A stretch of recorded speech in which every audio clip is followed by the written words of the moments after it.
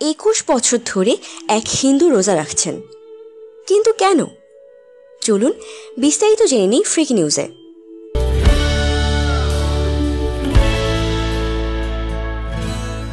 কখনো বাড়িতে ফল বা রুটি খেয়ে, কখনো বা দোকানে হালিম খেয়ে গত 21 বছর ধরে রমজান মাসে রোজা ভাঙছেন সঞ্জয় মিত্র। 71 বছর বয়সী এক হিন্দু। তিনি ভারতের কলকাতার বাসিন্দা। গত 21 বছর ধরে রমজানের সময় রোজা রেখে চলেছেন।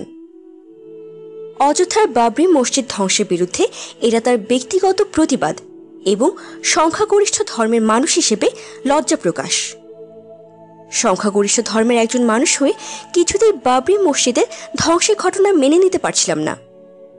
তখনই ঠিক করি আমি নিজেই এর প্রতিবাদ করব, বলেন সঞ্জয় মিত্র।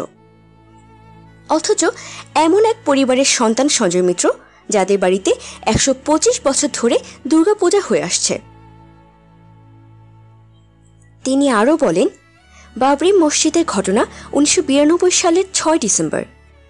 তখন আমি দিল্লিতে থাকতাম। উত্তর ভারতে তো ওই ঘটনার পরে দাঙ্গা অনেক বেশি হয়েছিল। সেই সময়ে খুব অসহায় লাগছিল হিন্দু হিসেবে।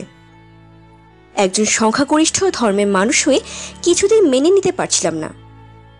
তখনই ঠিক করি যে আমি নিজেই প্রতিবাদ করব, এককভাবেই।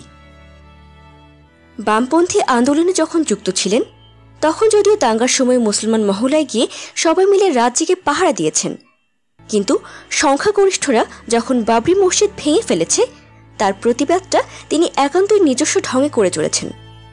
কারণ সেই হিন্দু মুসলমান দাঙ্গায় মৃত্যুর মুখোমুখি হওয়ার স্মৃতিটাও তার একান্তই নিজের।